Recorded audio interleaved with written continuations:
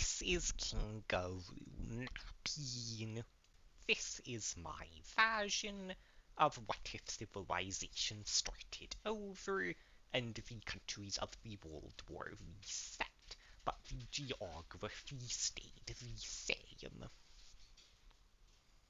In the last video, there was the first major war of this series between the blue and green teams versus the red and yellow teams, although half of those are no longer visible on the map.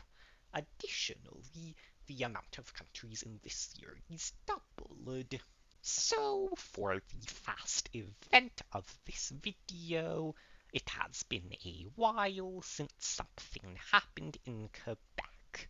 Since their creation, they have been slowly exploring their surroundings, extending their territory, and expanding their military in preparation for retaking control of the Yellow Team. While in Western Canada, something major is happening in the Teal Team. As you might have noticed in the last video, there were no rebels in the Northern Blue Team. In fact, that was a major stronghold of them towards the end of the war. And that is because there is very little support for independence in the Teal Team. People in the Blue Team's colonies felt like they were distinct regions, however, their mainland has been part of their territory since the beginning and does not desire independence. But the Red Team forced them to be independent anyway. So the monarch of the Teal Team will declare the Teal Team the successor to the Fast Blue Empire and the creation of the Second Blue Empire, also known as the Teal Team. This infuriates the Red Team, but they have not finished recovering from the Great Lakes War and are rather unstable, so they don't do anything about it. Speaking of the Red Team, their victory in the Great Lakes War and newly established hegemony have led to greatly increased trade across the Great Lakes and the subsequent discovery of the entire coastline. The Teal Team decides to create a colony to prove how powerful they are. However, with the Blue Team's previous ones being independent now, and much of the coastline being under the control of the Red Team, the Teal Team has to go quite far to establish one. However, the newly discovered southern coast of Lake Michigan turns out to be the perfect place. Also, I am going to change the grey country's color because it looks too similar to unexplored territory. Meanwhile, in the Red Team, something quite significant is going to occur. The Red Team suffered much destruction during the Great Lakes War, as despite their eventual victory, much of the war was spent with Blue and Green Team armies gallivanting across their territory. So the Red Team's monarch decides that they deserve more of a reward than their meager gains. So they annex their puppet Michigan's most valuable areas. This, however, causes the Red Team's instability to reach its boiling point. The governor of Michigan will declare independence and demand the return of their territories, The red team responds to this with a declaration of war. In the red team's other puppet of New York, though the governor does decide to stay loyal, there is a massive rebellion. The red team decides to send the majority of their forces through uncontrolled territory to ensure the continued control of their puppets. With most of the red team's military being quite distracted, blue team rebels decide that now is the perfect time to rebel. The collaborationist government is successfully toppled, and their territory is secured. However, the newly recreated blue team is quite worried that even if the red team allows them to be independent for now, they will attack once the other rebellions are defeated.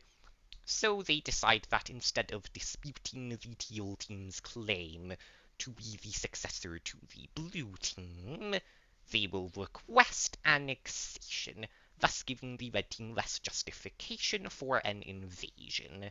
They decide not to seize former blue team territory that the red team directly annexed for similar reasons. The teal team, of course, accepts. The red team decides to not do anything about this, as they really don't need another fairly powerful country in the war. Seeing the blue team's success, green team rebels will also attempt to rebel. However, unlike the blue team, they fail to successfully topple their collaborationist government, leading instead to a massive rebellion. The rebellion in New York successfully connects their territory. However, the red team's very powerful navy secures control of the coastal territory. Meanwhile, in Michigan, they are losing. However, in the peace treaty of the last video, the red team directly annexed eastern Michigan, betraying the rebellion there. The green rebellion will offer them a deal. They will rebel again now, and Michigan will recognize their independence. The Papal Rebellion accepts this offer. The sudden and unexpected fifth rebellion, occurring behind their front lines, is a major problem for the red team. The Green Rebellion starts losing as red team forces arrive in their territory. However, the withdrawal of some of their forces from other fronts leads to a loss of occupied territory. Part of Michigan's army is encircled by the red team. However, they manage to turn the situation around by connecting their territory and counter-encircling the red team. As many of the fronts begin to stalemate, it seems like the red team may lose significant portions of all of their puppets. However, they have a plan. The rebellions need so much of their militaries to even stalemate the red team that they have scarcely guarded their other borders. And the yellow team remembers how they have had much of their country occupied by the green team on multiple occasions. They are worried that such a thing might happen once more if the green team reemerges. So the yellow and red teams hatch a plan. The red team has sent a large portion of its military into the yellow team. Together they have been preparing this for months. And now the red team's armies are in position for their plan to commence. The green team and New York were not expecting this, and they are unable to deal with the red team's armies, using their ally as a launching point for encircling them. The red team attempts to encircle the green team. However, they are quite unsuccessful. The red team successfully encircles the majority of New York's army and captures it. However, part of New York's army was not encircled and has fled into the Appalachian Mountains. Since the red team had not encountered other portions of New York's army for quite some time, they assume that they encircled the entirety of New York's military, and that the rebellion has been thoroughly quashed. In the green team, the red team has reached their current capital. However, their army is not there. The red team attempts to figure out where the green team's military went, however, is unable to, and decides that it is unimportant. The red team has defeated two of its rebellions.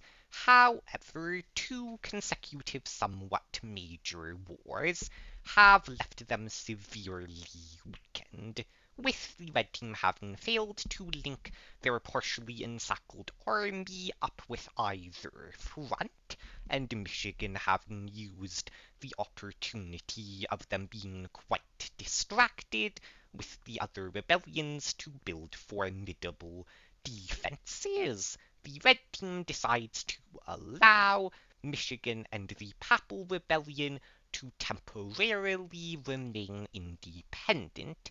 However, they are quite insistent about keeping their country-controlled territory, especially the areas they seized from Michigan that triggered the war, as they are quite valuable. Michigan is quite reluctant to cede large portions of what they consider to be their rightful territory. However, they are very doubtful of their ability to defeat the red team in a continued war, especially considering that with the defeat of the other rebellions, the red team can now redirect their entire military to defeat Michigan, so they choose to accept the red team's peace offer. The Papal Rebellion also accepts, though much more enthusiastically, as far less of their territory is currently occupied, thus concluding the Periphery Independence Wars. The red team also takes direct control of some uncontrolled territory to better connect their territory. You might be wondering what happened to the green team's military. Well, after almost being encircled, they were quite worried about such a thing happening again, so they fled into undiscovered territory to prepare to liberate their territory. They decided to follow the St. Lawrence River. However, as they neared the Atlantic Ocean, they encountered another country. After establishing diplomatic relations, they discovered that it is Quebec. They agree to let the green team form its own nation farther up the St. Lawrence River. The green team and Quebec are in quite similar situations. They both followed the St. Lawrence River to set up new countries to prepare to retake their rightful land after other means failed. And additionally, their enemies are cooperating quite a bit, as the green team informs the Papal team, so they decide that pooling their resources would give them the best chance to achieve their goals, creating the first official alliance of this series, the Triangle Alliance. And that will be the end of this video. Thank you quite a lot for watching Kangaroo Mapping. I would greatly appreciate it if you liked and particularly subscribed, which would also increase the likelihood of YouTube recommending the next part of this series to you.